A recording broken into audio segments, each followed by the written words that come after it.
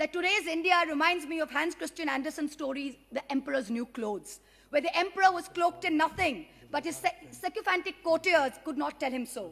The Bengali poet Nirendranath Chakraborty, in his poem Ulango Raja, said only one small innocent little boy in the entire kingdom had the courage to stand up and ask the naked emperor, Raja, tor kapod koi? Today I ask the same question. Emperor, where are your clothes? ലോക് സഭയിൽ നല്ല പ്രതിപക്ഷത്തെയും നല്ല ഉശിരൻ പ്രസംഗങ്ങളെയും ഒക്കെ കേട്ടിട്ട് കുറെ കാലമായല്ലേ, കുറെ നാളായിട്ട് അവിടെ നിന്ന് അങ്ങനെ പാർലമെന്റിൽ നിന്ന് പ്രസംഗമൊന്നും വരാറില്ല. ഇന്നലെ മഹുവ മൊയ്ത്ര പാർലമെന്റിൽ ഒരു ഇടിവെട്ട് പ്രസംഗം നടത്തി. അതും ആരും പറയാൻ മടിക്കുന്ന PM കെയേഴ്സ് അഴിമതിയെക്കുറിച്ചും അതിന്റെ ഫ്രണ്ടിന്റെ ക്രമക്കേടുകളെ കുറിച്ചുമൊക്കെയായിരുന്നു. മോദിയുടെ മുഖത്ത് നോക്കിക്കൊണ്ട് ചക്രവർത്തി നിങ്ങളുടെ വസ്ത്രങ്ങൾ എവിടെ പോയെന്ന് പച്ചയ്ക്ക് മഹുവ വിളിച്ചു ചോദിച്ചു. രാജാവ് നഗ്നനാണ് എന്ന് പറയാൻ മഹുവയ്ക്ക് ഇന്നലെ കഴിഞ്ഞു എന്നതാണ് ഈ പ്രസംഗത്തിന്റെ പ്രത്യേകത. ഫണ്ട് വരുന്നതിനും ചെലവാക്കുന്നതിനും സുതാര്യതയില്ല. ക്യാബിനറ്റ് മന്ത്രിമാരാണ് ഫണ്ടിന്റെ ട്രസ്റ്റീസ്. ഇത് ഭരണഘടനാ വിരുദ്ധമാണ്.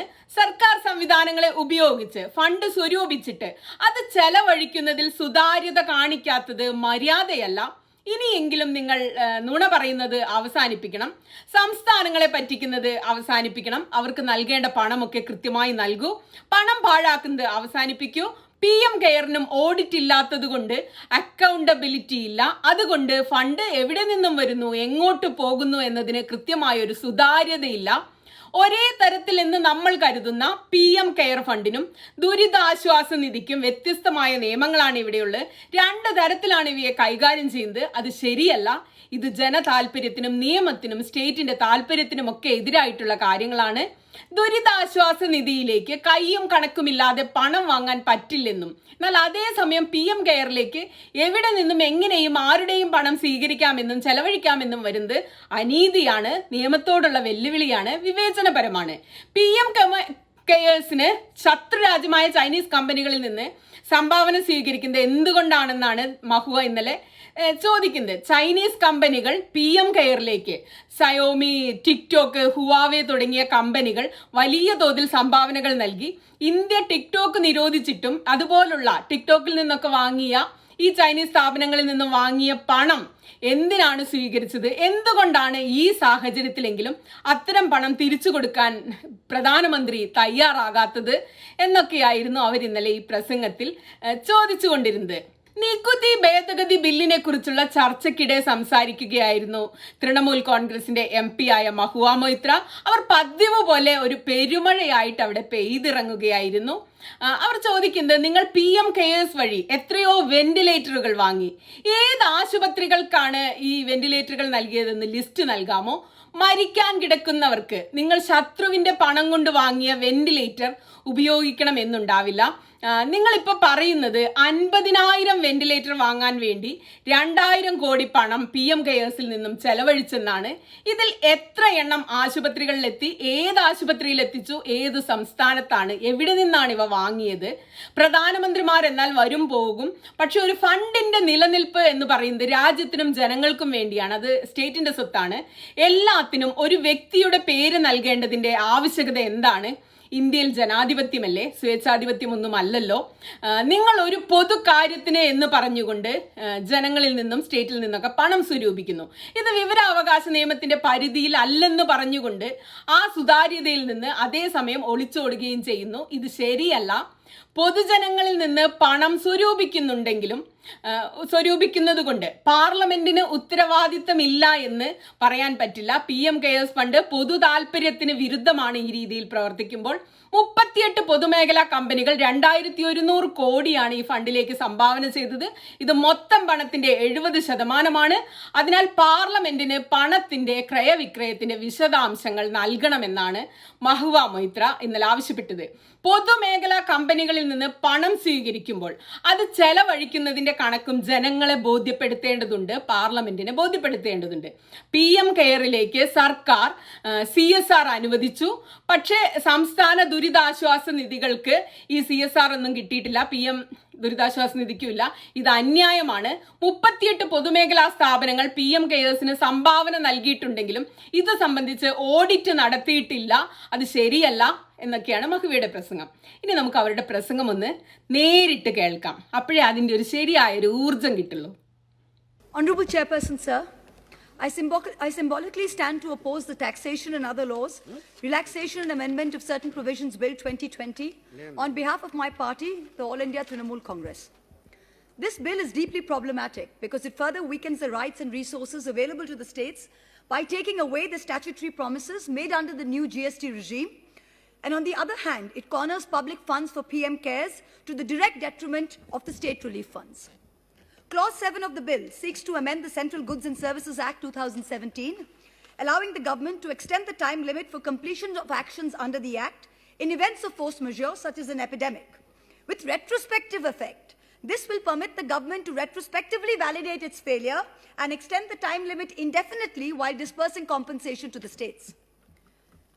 I wish to ask, via you, Honourable Chairperson, does the Honourable Finance Minister conveniently forget that GST was only made possible because the states ceded almost all their powers to levy local indirect taxes? The underlying promise made to the states while accepting this was that revenue shortfalls arising from the transition to GST would be made good from a pooled GST compensation fund for a period of 5 years up to 2020. This corpus was to be funded by a compensation cess levied on so-called demerit goods. The mechanism for this is spelled out in Section 7 of the GST Act 2017, which you now seek to destroy.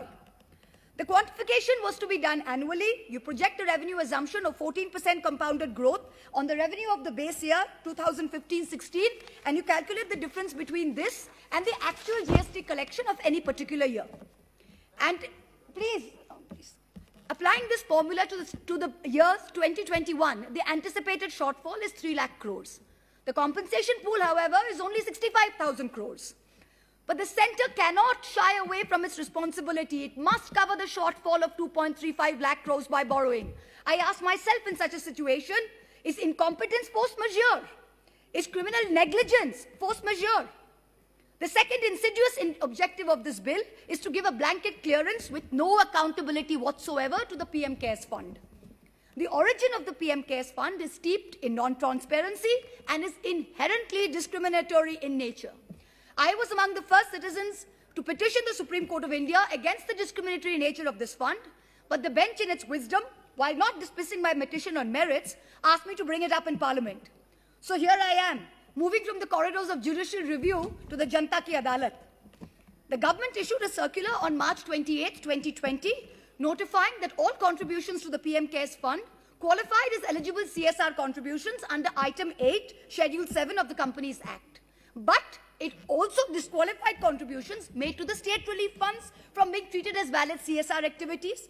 But this was earlier expressly permissible under Schedule 7 of the Act of 2013. So unfair treatment of identical contributions to the PM CARES and to the state relief funds is against public interest, is against public policy. It completely disincentivizes corporate contributions which the state governments would otherwise have got. It creates an unfair, unjust and discriminatory distinction against the state and chief minister's relief funds in favor of the PM CARES funds. The Honourable Minister, while introducing the bill yesterday, read out a long list of school children and pensioners who had apparently readily and happily given away their meagre savings to the PM CARES Fund.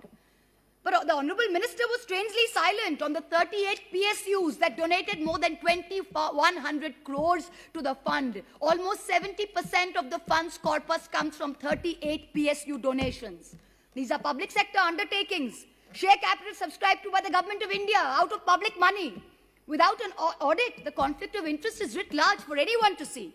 I hope you remember that the Prime Minister's office, in response to an application seeking disclosure of the incorporating documents of this trust, had said this is not a public authority, hence it's not open to RTI. But the very legislative intent behind Section 135 of the Companies Act was to encourage companies to use CSR funds for local welfare activities for local communities in areas of operation. But the PM CARES Fund diverts those very funds away from local communities into this dark hole where not even a speck of light can enter. Coal India has committed 221 crores to a fund while it cannot contribute to the state relief funds of Bengal and Jharkhand, where it is 90% of its operations. ONGC has mentioned that it has offered funds from its CSR budget for the year, even though the allocation is not yet determined. Power Finance Corporation contributed 200 crores to the PM CARES Fund, even though its entire CSR allocation is only 150 crores. It's almost like the courtiers of the emperor are competing with each other to give gifts to the emperor with public funds. If these improprieties were not enough, then please consider the massive donations made by Chinese companies. This is horrific.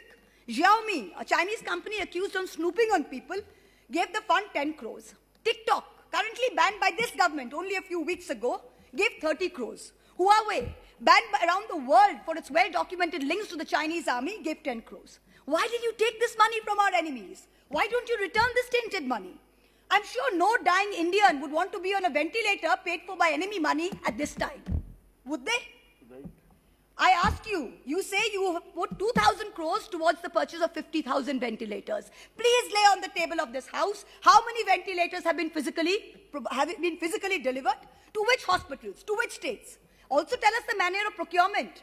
The way airwaves and the way airports are sold in this country to crony capitalists, I hope this procurement was not done by those same individuals. This is a question that we need to ask.